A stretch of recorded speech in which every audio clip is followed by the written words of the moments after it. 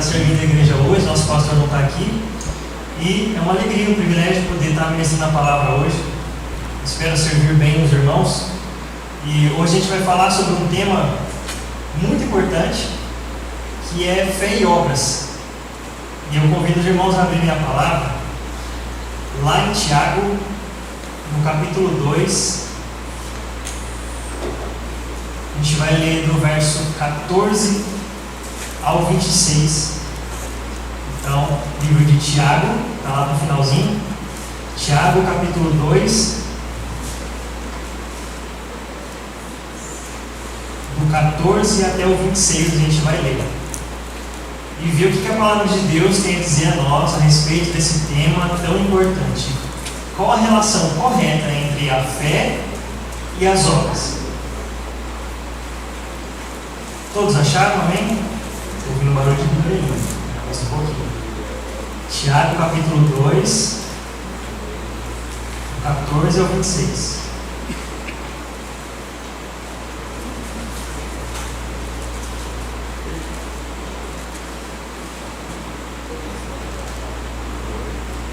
Ok, agora vamos ler. Tiago 2, 14 ao 26 diz assim: de que adianta, meus irmãos, alguém dizer que tem fé, se não tem obras? Acaso a fé pode salvá-lo? Se o irmão ou irmã estiver necessitado de roupas e de alimento de cada dia, e um de vocês lhe disser, vá em paz, aqueça-se e alimente-se até satisfazer-se, sem porém lhe dar nada, de que adianta isso? Assim também, a fé por si só, se não for acompanhada de obras, está morta. Mas alguém dirá, você tem fé, eu tenho obras. Mostrem a sua fé sem obras, e eu mostrarei a minha fé pelas obras. Você crê que existe um só Deus? Muito bem. Até mesmo os demônios creem e tremem. Insensato. Quer certificar-se de que a fé sem obras é inútil? Não foi Abraão, nosso antepassado, justificado por obras, quando ofereceu seu filho Isaque sobre o altar? Você pode ver que tanto a fé como as obras estavam atuando juntas. E a fé foi aperfeiçoada pelas obras. Cumpriu-se assim a escritura que diz: Abraão creu em Deus, e isso lhe foi acreditado como justiça. E ele foi chamado amigo de Deus. Vejam que uma pessoa é justificada por obras e não apenas pela fé. Caso semelhante ao de Raabe, a prostituta. Não foi ela justificada pelas obras quando acolheu os espias e os fez sair por outro caminho? Assim como o corpo sem espírito está morto, também a fé sem obras está morta. Amém? O texto, só de ler já sente que tem um peso aí, né? Que tema importante. Antes da gente mergulhar na mensagem desse texto, eu quero falar só um pouquinho do contexto dessa carta. O escritor dela se chama Tiago. Ele era irmão de Jesus, irmão por parte de mãe, obviamente, e ele era pastor da principal igreja, que é a igreja de Jerusalém. Foi onde começou a igreja primitiva. Ele era pastor da principal igreja, e ele pastoreava uma igreja que a maioria eram judeus convertidos, né? Pessoas que vinham do judaísmo. Foi uma igreja que passou por muita perseguição naquele começo. Imagina o pessoal deixar o judaísmo, parar de frequentar a sinagoga para começar a adorar Jesus dentro das casas. Foi uma mudança grande e eles sofreram muita perseguição por causa disso. E essa carta foi escrita ali por volta do ano 50, foi uma das primeiras cartas que a igreja recebeu. Um dos primeiros escritos da igreja foi essa carta de Tiago. Tiago e Gálatas foram as duas primeiras ali. E o interessante também é que, percebendo que é uma das primeiras cartas, esses irmãos da igreja de Jerusalém que estão recebendo essa mensagem são os irmãos que tiveram o privilégio de ver Jesus pessoalmente. Imagina isso. Nossa, isso é fantástico, né? De ver Jesus pessoalmente, ali face a face, a igreja começar dessa forma. Já pensou se a nossa igreja começasse assim? Tipo, acabou de ver Jesus ali, subindo ao céu, e de repente a gente vem aqui, que alegria que seria, né? E Tiago chama eles de uma maneira interessante. Ele fala no capítulo 1 que ele está escrevendo as 12 tribos que andam dispersas. Por que ele chamou a igreja dele assim? Na verdade, Tiago está querendo dizer que a mensagem que ele tem para a igreja dele em Jerusalém, aquela igreja que viu Jesus face a face, é uma mensagem que serve para toda a igreja do primeiro século e toda a igreja em todo momento. Tiago percebeu que a mensagem que ele pregou no primeiro século para cristãos que tinham acabado de ver Jesus serve para toda a igreja, porque toda a igreja precisa também enxergar Jesus. Toda a igreja precisa ouvir essa mesma mensagem. Nós hoje precisamos ouvir essa mensagem. É importante. Para escrever uma carta no primeiro século, às vezes a gente não tem noção disso. Era muito caro, muito difícil. Exigia você pagar uma pessoa primeiro para comprar, comprar um papel para você escrever já era caríssimo. As cartas geralmente tinham o tamanho de um capítulo da Bíblia. Sabe, um capítulo que você vê na sua Bíblia é o tamanho de uma carta normal. A carta que Tiago escreve tem 5 capítulos, é o tamanho de 5 vezes maior de uma carta normal. Essa carta teve que pagar alguém para levar essa carta para várias igrejas que estavam preocupadas.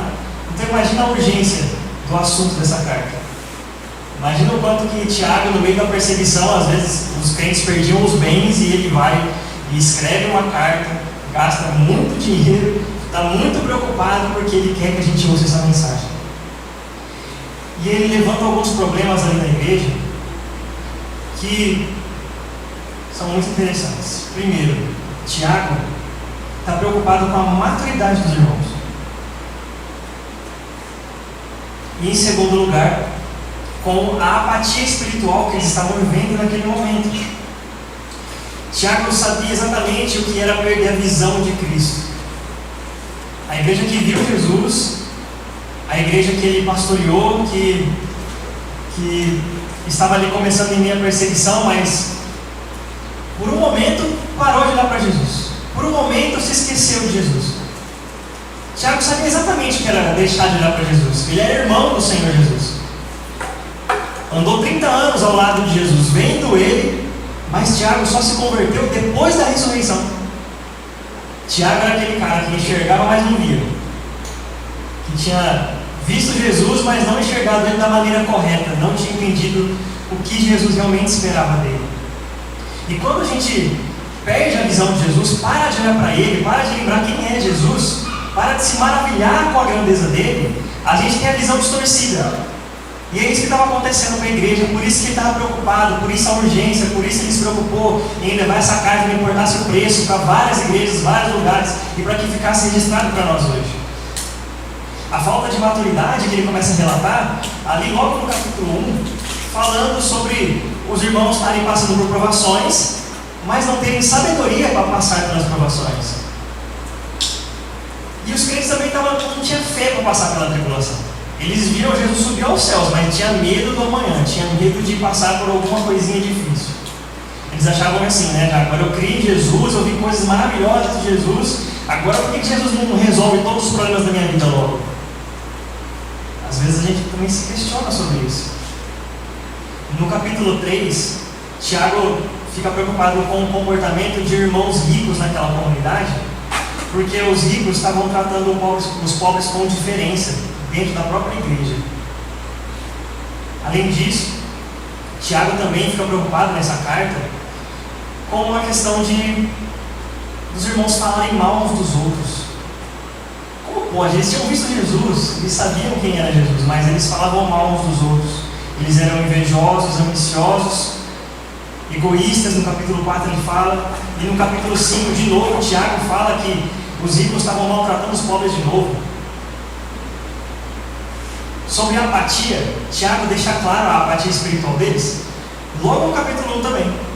Porque no verso 22, no capítulo 1, verso 22, ele fala assim: não sejam só ouvintes da palavra, sejam também praticantes, senão vocês vão estar se enganando. Tiago estava preocupado com essa igreja. Eles não só estavam sendo imaturos, falando mal uns dos outros, não sabendo lidar com as dificuldades da vida, perdendo a visão de Cristo, mas além disso estavam deixando de ser frutíferos, deixando de pôr em prática o que eles tinham acabado de aprender com o Senhor Jesus. Agora o capítulo 2, que é o que a gente leu, é o ponto mais alto da carta. Aqui é o ponto-chave para você entender a mensagem toda de Tiago. Esse trecho que a gente leu é onde Tiago vai expor o grande problema que gerou todos esses outros. É porque aquela igreja e as demais igrejas tinham perdido uma fé genuína, uma fé expressa pelas boas obras. Eles tinham deixado de colocar em prática, tinham deixado de ter uma fé verdadeira que se expressa, que se mostra em bom testemunho daquilo que aprenderam. Eles tinham uma fé imatura, uma fé distante, uma visão distorcida. Mas o interessante também é que a gente não pode esquecer que esse povo, cheio de problemas, eles são ainda chamados de igreja do Senhor. Tiago, em todo momento, ainda chama eles de meus irmãos, meus amados irmãos. Porque a igreja nunca vai ser perfeita pela teologia mais perfeita. A gente sempre vai estar sujeito a perder o olhar de Cristo, sempre vai estar sujeito a passar por esse mesmo problema. Sempre, nós somos pecadores, irmãos, e a gente falha mesmo. A gente deixa de olhar para Cristo, diz que enxerga, mas não vê, lê a Bíblia, mas não consegue colocar em prática, tem dúvidas, tem dificuldades em servir, dificuldades em colocar em prática aquilo que a gente ouve. E é quando a gente perde esse olhar de Cristo, genuíno, que a gente começa a ver o irmão de maneira distorcida, ver a nossa vida de maneira distorcida, ver as coisas que nos acometem de maneira distorcida. Tudo fica esquisito. Parece que Deus nos abandonou, mas na verdade é porque a gente parou de olhar para Ele, parou de se maravilhar com Ele.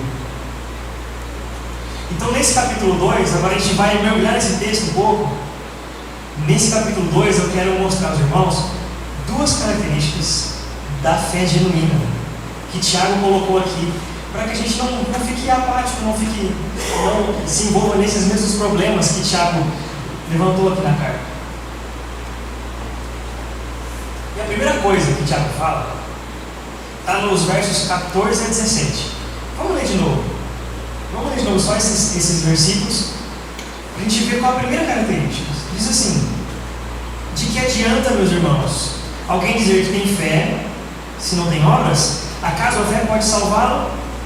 Se o irmão ou irmã estiver necessitando de roupas e do alimento de cada dia, e um de vocês lhe disser, vá em paz, aqueça-se, alimente-se até satisfazer-se, sem porém dar nada a ele, de que adianta isso? Assim também a fé por si só, se não for acompanhada de obras, está morta.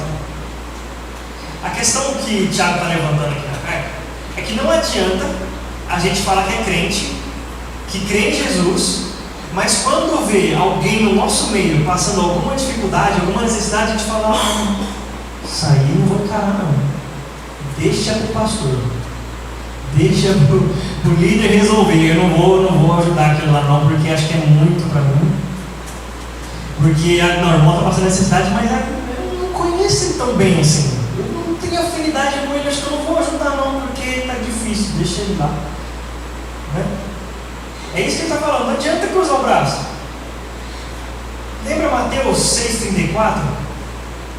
Jesus disse assim, busquem em primeiro lugar o meu reino, o reino de Deus e a sua justiça, e essas coisas vos serão acrescentadas. Naquele texto, Jesus menciona 3 coisas que seriam acrescentadas para aqueles que buscassem o reino de Deus em primeiro lugar. Quem lembra quem é? Que é comida, bebida e vestimento. Jesus promete isso a todo aquele que busca o seu reino em primeiro lugar, na verdade. Ele promete isso. Só que Jesus vai dar comida, bebida, vestimenta e suprir a necessidade do irmão através do outro irmão. Essa é a lógica bíblica. Por isso que Jesus é chamado de cabeça da igreja e nós de corpo. Jesus podia mandar comida do céu para todo mundo que passasse necessidade. Podia mandar roupa do céu se ele quisesse suprir a necessidade de quem precisa. Ele podia mandar, sei lá, qualquer coisa que o irmão precisasse do céu. Ele não mandou um maná do céu? Só que Jesus, hoje, ele deseja agir por meio da sua igreja, que é o seu corpo. São as nossas mãos, somos nós que ele chamou para suprir a necessidade do outro. É através de nós que Deus quer suprir a necessidade de todo irmão. E isso inclui qualquer tipo de ajuda. qualquer tipo de ajuda, seja sentar e conversar com o irmão, está precisando de uma ajuda, seja uma visita, seja roupa, seja comida, seja o que for. Nós temos essa responsabilidade de cumprir aquilo que Deus manda, de ajudar, porque como é que a gente vai dizer que é crente e não ajuda quem está no nosso meio? É totalmente incoerente. E o pior é que às vezes a gente pensa que tipo assim, falar de ajuda aos necessitados é coisa de ideologia política, hein? Cuidado com esse negócio. Mas não, absolutamente isso não tem nada a ver com política. É uma ordem para a igreja, é uma ordem para aqueles que foram resgatados por Jesus, sendo pobres e necessitados dele, agora suprimos as necessidades uns dos outros. Isso não tem nada a ver com ideologia política, é um mandato para a igreja. Nesse capítulo 2 que a gente leu, antes de chegar no verso 14, ele estava falando, Tiago, aqui sobre os ricos da igreja que menosprezavam os pobres. Isso estava acontecendo lá, naquela igreja dele. Eles tinham diferença com as pessoas dentro da igreja só pelo jeito de se vestir. Eles olhavam e falavam, vixe, ele está com uma roupa meio ruim, acho que não vou nem chegar perto daquele cara. Deve ser perigoso. Eles tinham esse negócio na cabeça, os ricos estavam desprezando os pobres. E é uma coisa que às vezes a gente é tentado também. A gente é tentado às vezes só estar perto, só ajudar as pessoas que parecem que vão nos retribuir, as pessoas que parecem que vão dar alguma vantagem para nós, que vão fazer um negócio bom, que vão trazer alguma coisa em troca da nossa ajuda. Só que a lógica do reino, a vontade de Deus, o que o Tiago está dizendo para nós é que não. A gente ajuda e é chamado a ter uma fé que vai ajudar quem precisa, independente de quem é essa pessoa. Quando a gente deixa de olhar para Jesus e para essa lógica que está na sua palavra, a nossa visão fica distorcida, a gente deixa de olhar para quem precisa. Teve um amigo meu, que é budista, e ele, pensa naquele cara, você olha para ele e você fala assim, cara aí é um praieiro mesmo, cara de surfista, cabelão, assim, anda de rabo de cavalo e tal. E ele falou para mim assim, Felipe, eu só fui numa igreja evangélica uma vez e nunca mais eu volto lá. Eu falei, mas por que que aconteceu? Ele falou, o pastor me convidou, beleza. Eu fui no culto e eu fui me visto sempre, rabo de cavalo, shortão, tênis, camiseta regata e tal. Chegou lá, os irmãos só assim pra ele, meu Deus, que esse fera que entrou aqui. O pessoal não queria nem cumprimentar ele, todo mundo tipo assim, meu Deus, quem que é esse esquisito que entrou nesse meio aqui? Porque a própria igreja julgou o cara só pelo jeito dele vestir. Isso foi tenebroso, cara. Nunca mais quis voltar na igreja. Então vai vendo, é isso que o Tiago fala. De que adiantou? De que adiantou aqueles irmãos dizerem que era uma igreja aquele dia? Qual foi o proveito da fé deles? Nenhum proveito.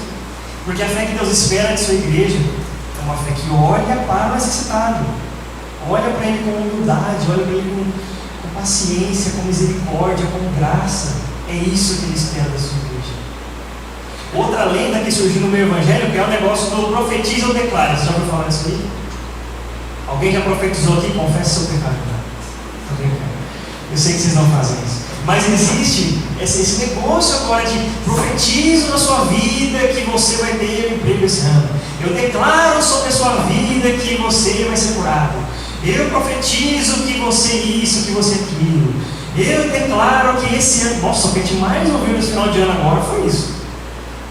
Pastores até declaram que você vai ter o melhor ano da sua vida. Profetizo que esse ano você vai realizar todos os seus sonhos. É uma lenda isso. Isso exime as pessoas de ajudar. Porque é mais fácil fazer o quê? Você profetizar, declarar, ou você ir contribuir com o que você pode? O que é mais fácil fazer? Parece que assim, depois que eu declarei, agora já era, agora vai acontecer. Porque as palavras não têm poder, parece que a lógica é essa, as palavras têm poder, então já que eu declarei, já que eu profetizei, vai acontecer. De alguma maneira isso vai acontecer. Não vai acontecer nada. Porque as palavras que têm poder são as palavras de Deus. A única palavra que pode mudar a realidade é a palavra de Deus. As nossas palavras vão ser ao vento se elas não virem da palavra de Deus. Porque as nossas palavras por si só não criaram o mundo.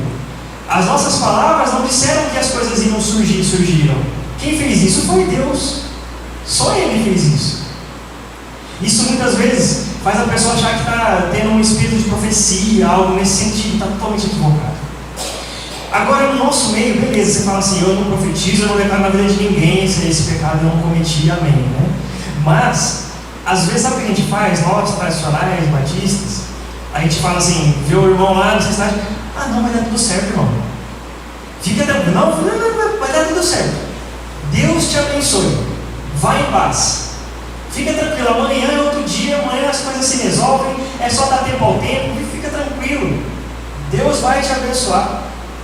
Não é isso que a gente faz às vezes? Mas quantos de nós realmente oramos? Quantos de nós realmente visitamos? Quantos de nós realmente contribuímos? Percebe? Essa é a dificuldade. A fé precisa ser atenta à necessidade. Ela tem que agir em prol de quem precisa, independente de quem seja. Tiago diz, ali no capítulo 1, verso 27, que a religião que Deus, o nosso Pai, aceita como pura e imaculada é cuidar dos órfãos e das viúvas em suas dificuldades e não deixar-se corromper pelo mundo. Agora, outra coisa que me dói mais ainda, assim, isso me doeu muito, é verdade. Quando eu estudei essa palavra, eu fui apanhando a semana inteira para chegar hoje, pregar e apanhar de novo, de mim mesmo. Porque a palavra de Deus, ela confronta. Mateus 25, Jesus fala a respeito do final dos tempos, e nesse texto, ele está falando que no final dos tempos, quando ele retornar, ele vai fazer a separação daqueles que creram nele e daqueles que não creram nele. E olha o que ele vai dizer para aqueles que creram nele de verdade, que tiveram uma fé genuína.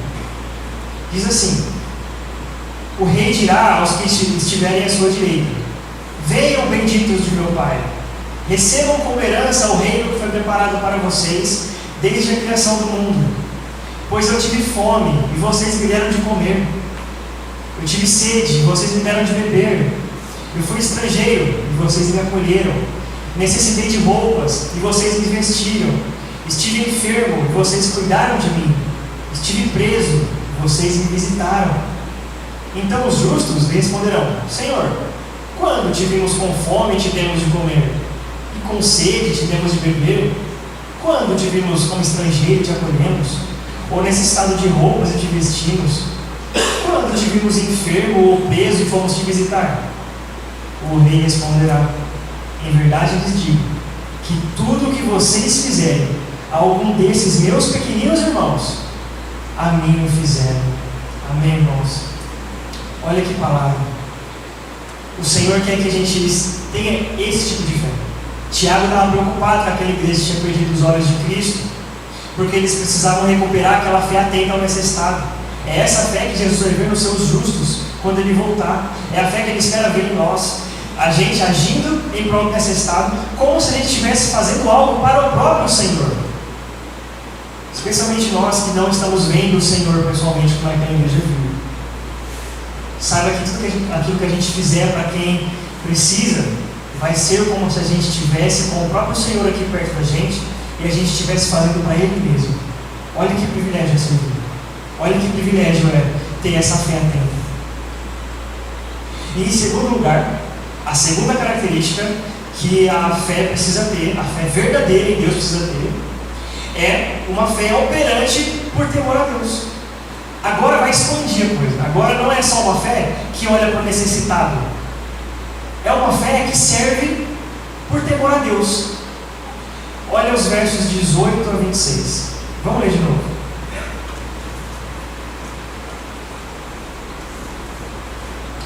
Alguém dirá: você tem fé, eu tenho obras. Mostre-me a sua fé sem obras, e eu mostrarei a minha fé pelas obras. Você crê que existe um só Deus? Muito bem. Até mesmo os demônios creem e tremem. Insensato. Quer dizer de que a fé sem obras é inútil? Não foi Abraão, nosso antepassado, justificado por obras quando ofereceu seu filho Isaque sobre o altar? Você pode ver que tanto a fé como as obras estavam atuando juntas. E a fé foi aperfeiçoada pelas obras. Cumpriu-se assim a escritura que diz: Abraão creu em Deus, e isso lhe foi acreditado como justiça. E ele foi chamado amigo de Deus. Vejam que uma pessoa é justificada por obras e não apenas pela fé. Caso semelhante ao de Raabe, a prostituta. Não foi ela justificada pelas obras, quando acolheu os espias e os fez sair por outro caminho? Assim como o corpo sem espírito está morto, também a fé sem obras está morta. Esse trecho aqui é um pouco mais teológico, mas olha, o que está sendo discutido aqui é que a justificação pela fé e as obras precisam ter algum relacionamento. A gente precisa entender como é que ele é. Porque tem pessoas que pensam que é possível separar a fé em Deus para a salvação das obras que são exigidas de todo crente. Tem pessoas que acreditam que pelas boas obras vão ser salvas. E essa lógica às vezes até nos pega. Eu lembro quando eu fazia vestibular, fiz muito vestibular. Na época que eu estava fazendo vestibular, eu pegava a prova na minha frente, aí eu olhava a prova, orava, Senhor, tem misericórdia que eu passe nessa prova, meu Deus, não quero mais fazer prova de vestibular. E aí eu acabava de orar, amém, vou começar a prova, e vinha aquele pensamento: ai meu Deus, faz 3 dias que eu não faço devocional, não vai dar certo. Nossa, falou um negócio pra minha mãe que não deveria. Nossa, mas essa semana não fiz o que eu deveria ter. Aí já começa. É aquela lógica de tipo assim, eu tenho que merecer as coisas de Deus, eu preciso fazer obras para que Deus me abençoe. E sabe, agora tem pessoas ainda que exageram isso e pensam que tem que fazer tantas boas obras a ponto de ser salvo pelas obras. Outra dificuldade é que as pessoas pensam que podem ser salvas dizendo assim: não, eu creio em Deus, mas eu não vou fazer nada. Não vou servir, não tenho vontade de fazer nada, não quero saber de nada, não é pelas obras que eu sou salvo. Já que eu sou salvo sem merecer, eu vou viver do jeito que eu bem entender. Tem pessoas também que pensam assim. Mas tem alguma coisa errada. Esses dois raciocínios estão errados. Esses dois raciocínios precisam de uma correção agora. A doutrina em jogo aí, como eu disse, é a justificação pela fé. Justificação pela fé somente, como nós reformados cremos. Qual o entendimento correto a respeito disso, então? Como é que se relaciona fé e obras? Como é que a gente vai entender esse negócio? Será que a gente pode dar uma ajudinha para Deus nos salvar? Ou será que a gente tem que ser tão bom, que Deus vai falar assim: rapaz, você é um crente 5 estrelas mesmo, hein? Tem que te salvar porque você é muito bom, você fez muitas boas obras. Meu Deus, não pense assim, não, por favor. Lá em Romanos, capítulo 3, do verso 23 até o 28 ali, Paulo vai deixar bem clara essa doutrina. Então eu vou ler esses trechos agora para que a gente entenda bem essa doutrina e a relação correta da fé e das obras. Diz assim: pois todos pecaram e estão destituídos da glória de Deus, sendo justificados gratuitamente por sua graça, por meio da redenção que há em Cristo Jesus. O verso 28 diz: concluímos, pois, que o homem é justificado pela fé, independente das obras da lei. Então, qual é o entendimento correto disso? É o seguinte: nós somos pecadores. Essa é a primeira coisa que a gente precisa lembrar. Somos pecadores, todos, sem exceção. Mesmo nós que já estamos na igreja, somos pecadores. O mundo todo é pecador. E para sermos salvos, para sermos aprovados por Deus, que é o justo juiz, a gente precisaria se tornar justo antes. Não é verdade? Porque do jeito que a gente é, naturalmente, a gente vai ser condenado diante de Deus. Não tem para onde correr. Diante de Deus, que é perfeito, santo, justo juiz, nós, pecadores, não temos o que fazer, não tem para onde correr. Seríamos condenados no tribunal dele. Mas, o que Deus fez para resolver isso? Ele enviou seu Filho Jesus. Jesus, sim, é totalmente justo. Jesus, sim, é perfeito. Jesus, sim, não tem nenhuma manchinha de pecado. Jesus, sim, o verdadeiro justo, veio e foi condenado no nosso lugar. Veio e morreu na cruz para pagar o que a gente tinha que pagar. A gente deveria ter sido condenado na cruz, mas ele veio, o justo veio e pagou o preço. E a doutrina da justificação pela fé diz: a justiça de Jesus veio sobre nós, os que cremos, e a nossa condenação, o nosso pecado, aquilo que a gente merecia pagar, foi colocado sobre ele. O que a gente fez para isso? Que obra poderia se comparar à obra de Cristo? O que a gente poderia fazer em comparação ao que ele fez? Nada, absolutamente nada. Só Ele é justo, só Ele poderia ter feito isso, só Ele poderia ter pago o preço. Por isso não tem obra alguma que vá ajudar a gente a ser salvo. Não tem obra alguma que a gente faça para dar uma ajudinha para Deus, não dá. Ele fez essa obra perfeita. A justificação, a salvação é somente pela fé. Somente pela fé, porque é só isso que a gente pode ter, fé nele. Fé no justo que pagou por nós o preço do pecado. Só que aí que vem um detalhe que a gente não pode esquecer. É que tipo de fé é essa que a gente precisa ter nele? Já que não tem obras junto, é fé somente? Mas que tipo de fé? Um texto muito conhecido de Paulo vai responder isso para a gente. Efésios 2, 8 a 10. Diz assim: pela graça vocês são salvos, mediante a fé. E essa fé, não vem de vocês, é dom de Deus, não por obras, para que ninguém se glorie, porque somos feitos por Deus, criados em Cristo, para as boas obras, as quais Deus preparou previamente para que andássemos nela. O texto diz que essa fé que salva, essa fé verdadeira que a gente tem que ter no Senhor Jesus, ela não vem de nós. Ela é gerada por Deus no momento que a gente ouve falar dele e do que ele fez por nós. E quando a gente ouve isso, algo é gerado no nosso coração, que é esse tipo de fé esperada. E sabe como é essa fé que Deus nos dá quando a gente ouve o Evangelho? É uma fé operante. É uma fé feita para as boas obras. É uma fé que vem do próprio Deus, programada para que a gente faça algo. Não para que a gente repita a mesma obra dele, porque seria impossível, mas para que a gente faça outras obras que ele planejou para nós. Porque uma coisa é certa, irmãos: a nossa vida antes de Cristo e depois de Cristo tem que ser diferente. Não tem como, simplesmente é impossível uma pessoa falar assim: não, eu sou crente, mas eu continuo vivendo do mesmo jeito. Minha vida antes e depois de que eu disse que criei em Jesus é a mesma. Espera lá, você não teve a fé operante. A fé viva, a fé genuína, a fé que vai gerar boas obras. A fé que nos faz ter vontade de servir, de fazer as coisas. Porque a fé operante, obrigatoriamente, ela vai fazer a gente ser diferente. 2 Coríntios 5,17, um texto muito conhecido, vai dizer que em Cristo somos novas criaturas. Tudo se faz novo em Cristo. Aquele que está em Cristo é nova criatura. Então é esse o entendimento. Nós não somos salvos pelas obras. Só que a fé que salva não vem sozinha. Ela vem acompanhada, porque ela vem operante. O mesmo Deus que dá a fé quer nos aperfeiçoar, quer nos fazer crescer, quer fazer a igreja ser edificada através de uma fé que opera, uma fé que tem obras, uma fé que tem um bom testemunho. Quando o Tiago disse aqui no trecho, se você ler esse versículo isolado, o versículo 24, diz assim: vejam que uma pessoa é justificada por obras, não apenas pela fé. Se você ler esse versículo isolado, você vai ter certeza. Não, certeza que eu preciso dar uma ajuda para Deus. Certeza que eu preciso de obras para ser salvo. Mas aqui Tiago está falando de uma fé morta, de uma fé apática, de uma fé que não é operante.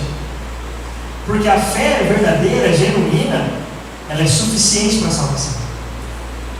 Então existe essa diferença.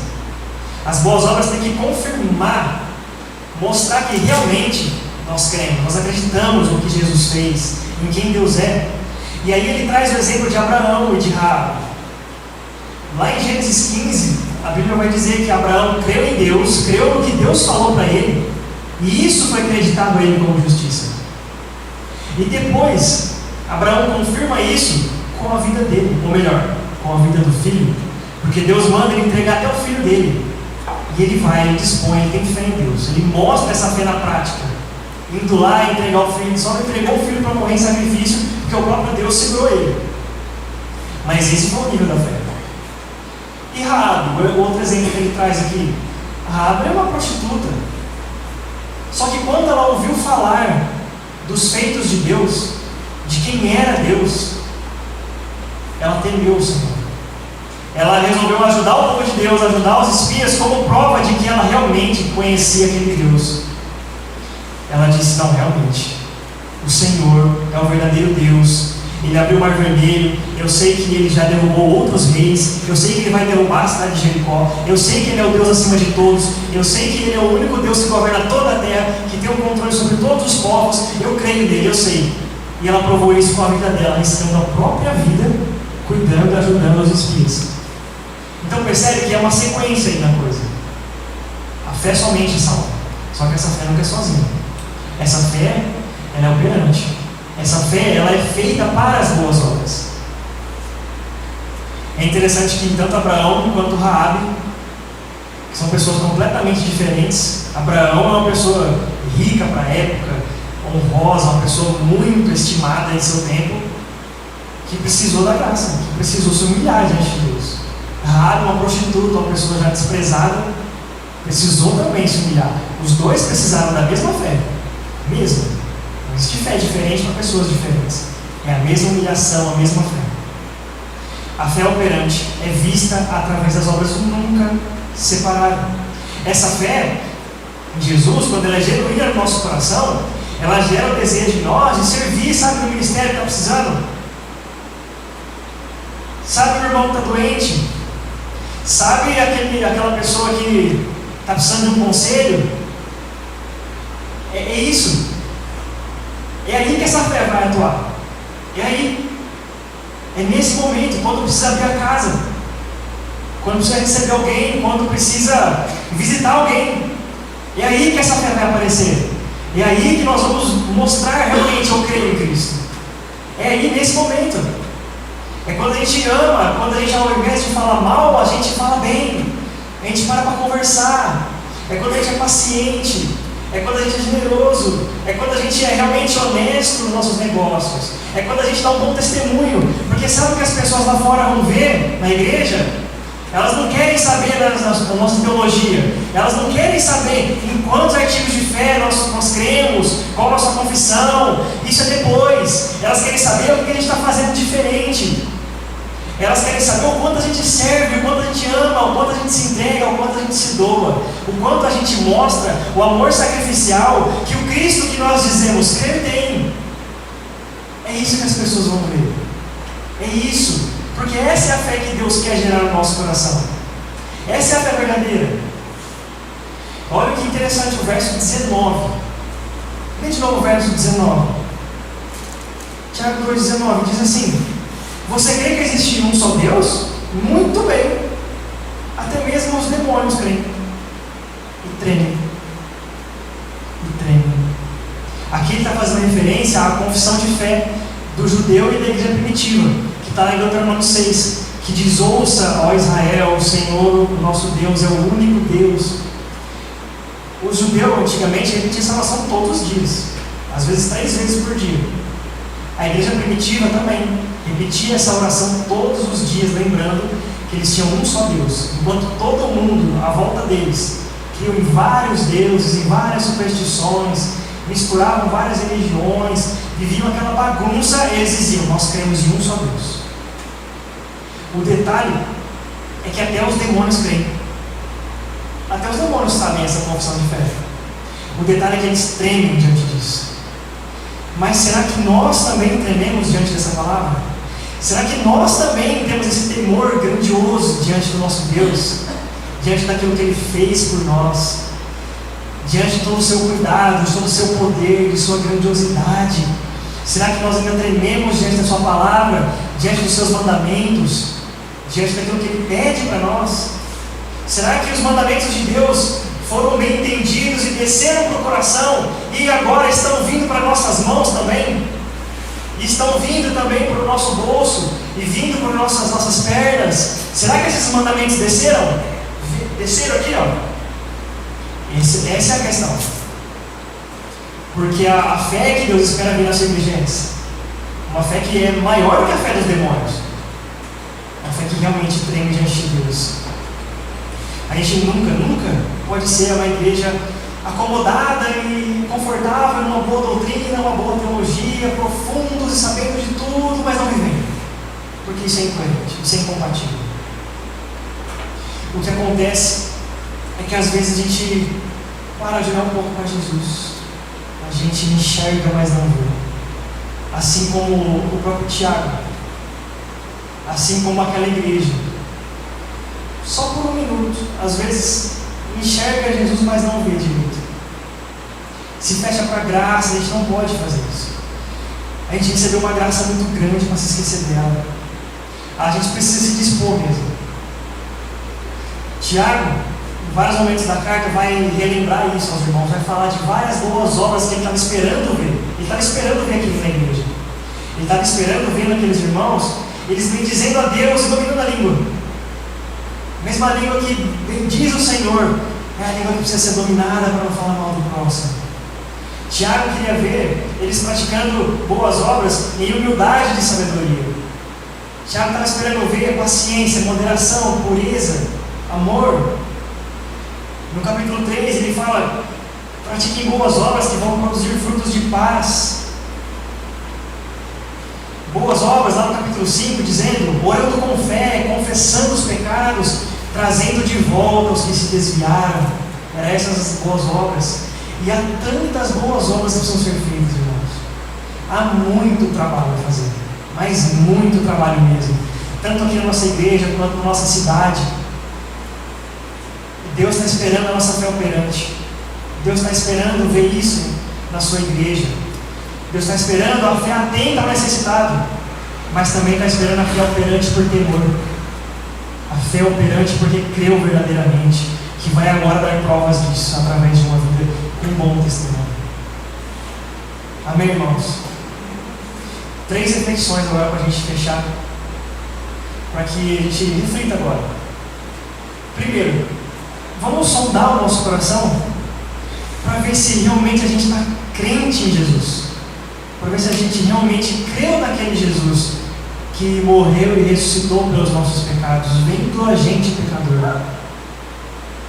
Primeira coisa, sonda o coração. Segundo lugar, nós precisamos voltar o nosso olhar para Jesus, se maravilhar com Ele de novo, olhar que nós não merecíamos aquela graça que Ele comprou na cruz, mas recebemos mesmo assim.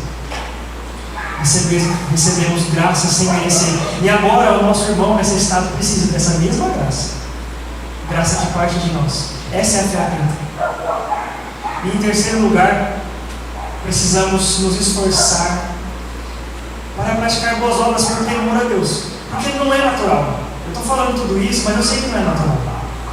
Não é naturalmente, eu vou fazer. Não, a gente não quer. O nosso corpo às vezes nos paralisa. Então a gente precisa realmente se esforçar para fazer essas boas obras por temor ao que Jesus fez. Não para ser salvo, mas por temor, simplesmente. E em tudo isso, irmãos, a gente nunca pode se esquecer que a gente conta com a ajuda dele. Deus é abundante em graça. Todo aquele que se dispõe a servir, Deus dá graça. É impressionante. Ele move coisas que a gente não imagina. Eu contei uma vez um exemplo na escola bíblica, que eu estava lá fazendo não era um estágio, né, mas a gente foi fazer missão lá no Chile com uma caravana de brasileiros. A gente foi ajudar lá e tal. Eu ficava responsável pelo Ministério de Louvor e eu não saí para evangelizar nenhum dia, mesmo a gente estando fazendo evangelismo. E meu amigo que estava na guitarra me falou assim: cara, não saí nenhum dia para evangelizar, não fiz nada, não fazer missão, não falei de Jesus para ninguém até agora. Eu falei: mano, vamos lá, então. A gente orou à noite e falamos: Senhor, a gente quer fazer a tua obra, só que a gente sempre está tocando, sempre está no louvor, nunca está falando com as pessoas, não dá tempo, não tem tempo disso. A gente vai passar todos esses dias aqui, não vai ter esse momento de pregar o evangelho? Pois no outro dia de manhã, a gente estava na igreja ensaiando para o curso da noite. De repente veio uma pessoa lá na frente, gritando e chamando a gente, saiu correndo lá fora, assustado, sabendo o que era. E a pessoa olhando para a gente pediu: por favor. E eu estava lá em cima da montanha, eu estou vendo uma luz brilhar aqui em cima desse lugar. Eu não sei o que é isso, mas vocês têm que falar alguma coisa para mim. Vocês têm que falar agora alguma coisa para mim, para minha família. É agora, fale, chorando. Naquele momento, eu e meu amigo podemos falar do evangelho para ele. só se dispôs, a gente não tinha tempo, sei lá, a gente tinha mil desculpas, né? Estava sempre tocando, sempre envolvido em arrumar as coisas e tudo mais. Mas o Senhor quis nos usar, nos deu meios. Mais do que isso, chamou quem estava sedento para perto daquele que se dispôs. Percebe? Quando a gente é só se dispor, eu quero servir, eu quero colocar em prática a minha fé. E o Senhor ele vai dar graça, o Senhor vai dar os meios, o Senhor vai mover as situações. O Senhor ele não tem limites em sua graça e em seu poder. E para encerrar, quero ler um versículo que é uma promessa do Senhor para nós, para que você seja motivado a fazer isso. 1 Coríntios 15, 58, o apóstolo Paulo escreve assim: portanto, meus amados irmãos, mantenham-se firmes e inabaláveis, sejam sempre dedicados à obra do Senhor, pois vocês sabem que no Senhor o trabalho de vocês não é inútil. Amém, irmãos? Escolha se colocar de pé, fechar os seus olhos. Nós vamos orar ao Senhor, clamando sua graça para que a gente consiga viver tudo isso, que não sejamos apáticos nem distantes daquilo que Ele fez.